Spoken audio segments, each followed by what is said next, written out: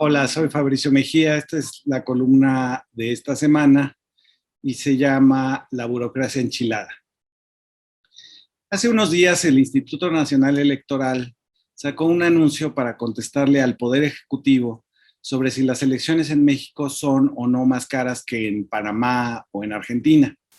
El contenido del comercial del INE no tuvo mayor impacto, sino porque utilizó a un personaje de caricatura llamado El Chipotle, que habla con un sonsonete barrio bajero y está muy irritado.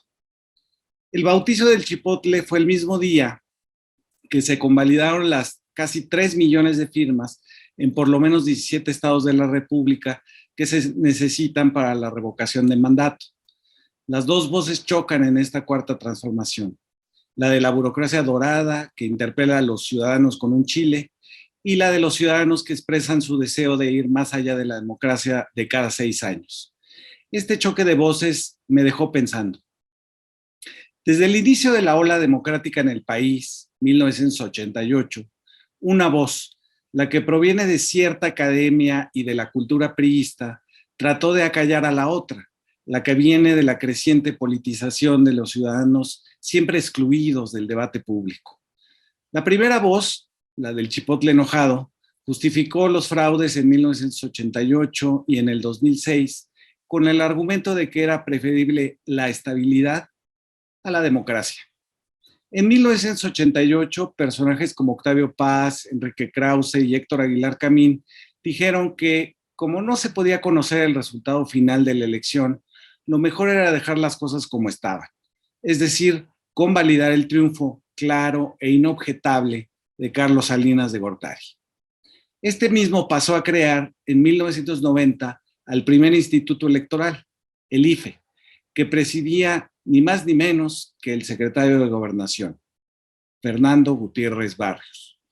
Que el principal torturador de la oposición de izquierda durante la Guerra Sucia encabezara la organización de las elecciones es más que una metáfora de la intención antidemocrática con la que nació ese organismo. Con Salinas de Gortari se estimuló con reconocimientos y dinero público a quienes sostenían que existía democracia en México y que nuestro sistema no era una dictadura o un partido único como los de la Unión Soviética y la Europa del Este, sino uno de partido dominante como Japón y Suecia. Incluso se mandaron a hacer sesudos ensayos políticos sobre nuestro sistema tan moderno, aunque tan inusual, que se ordenó a la editorial del Estado, el Fondo de Cultura Económica, publicarlos. Si el presidente Salinas se hubiera sentado en la silla presidencial por un fraude electoral con costales de boletas quemadas en las carreteras de Michoacán y Guerrero, por lo menos había estabilidad, aunque no democracia. La cantaleta se repitió de igual forma en el fraude electoral que le dio el triunfo a Felipe Calderón en el 2006 por el 0.5 de diferencia con López Obrador. Se pierde por un voto, es de demócratas aceptar el resultado.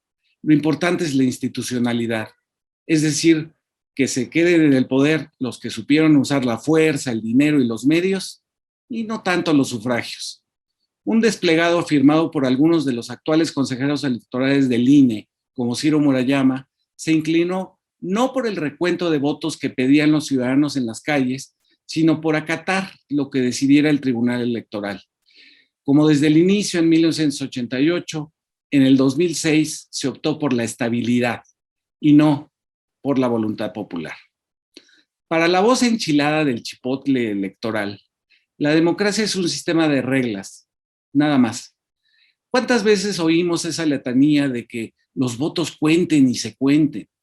Era la idea de que la democracia no debería de tener adjetivos, es decir, no debería contribuir en nada más que en decidir qué partido había ganado. Fue una democracia de élites burocráticas de los partidos, las universidades, los jueces, de porcentajes, de exhibir sistemas de cómputo que, como el programa de resultados preliminares, a la mera hora no eran confiables. La del chipotle es la democracia de los abogados, más preocupada por cumplir con los reglamentos y protocolos que con el respeto a la voluntad del pueblo.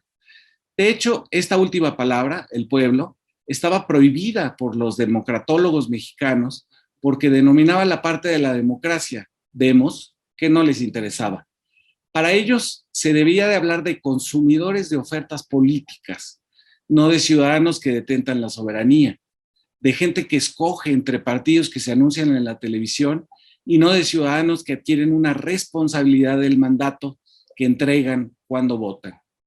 Así llegamos al 2018, la elección que llevó al movimiento López Obradorista al Poder Ejecutivo. Es un movimiento cívico creado desde abajo y nucleado alrededor de un tronco común, que es la lucha contra la corrupción. Su triunfo fue a pesar del INE, que no había visto irregularidades antes en la elección del Estado de México. No vio ni a los miembros del gabinete de Peña Nieto haciendo campaña, ni el reparto de despensas para comprar votos, ni las cabezas de cerdos aventadas a las puertas del local del partido Morena. El obradorismo es un movimiento amplio y plural que es mucho más que su expresión electoral, Morena. Es un movimiento que desde la esquina del Poder Ejecutivo se propone transformar el régimen completo. Es un movimiento que apoya al presidente de la República para que limite el poder económico de las élites, la impunidad con la que saltan la ética, la ley y el sentido común. Es una democracia plebeya, de los siempre excluidos de los asuntos públicos. La élite del INE mira a estos plebeyos como niños que pueden ser instruidos por una caricatura de un Chile. Los mira como ajenos a los procesos electorales, aunque hayan votado 30 millones en 2018. Los mira como recién llegados, aunque hayan sido 7 millones los que votaron en plena pandemia por enjuiciar a los expresidentes. Los mira como extraños, aunque entregaran casi 10 millones de firmas para respaldar la revocación de mandato. El Chile, que explica que es una credencial de elector a quienes la han usado para profundizar la democracia, es por lo menos un insulto. Se basa en la tentación que estuvo detrás del notable texto de un columnista del periódico Reforma, hablarle a la gente en su idioma, bajarse a su nivel. A lo mejor usted lo recuerda, con el seudónimo de El Cachas, el columnista que se autodefine como antropólogo de los consumidores, le habla a los trabajadores una semana antes de la elección intermedia del 2021, diciendo frases como "no la chifles que es cantada" o "derecha la flecha al pecho". Debajo de ese lenguaje y del tonito vagamente arrabalero que se usa, está la misma concepción del chipotle del INE, que los ciudadanos plebeyos hablan otro idioma, que son ignorantes y hay que instruirlos en los complejos vericuetos de la burocracia electoral.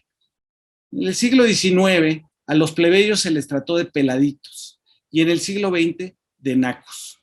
Para la élite, su presencia en la vida pública del país era motivo de vergüenza porque revelaban en su forma de vestir, su color de piel, su uso del español, que no éramos todavía un país moderno. Los plebeyos eran muestra de nuestro atraso en la escala de las naciones occidentales. Qué pena con los visitantes canadienses. Sin embargo, fue el voto plebeyo el que abrió la modernidad política dormida después de la mal llamada transición democrática del Pacto por México.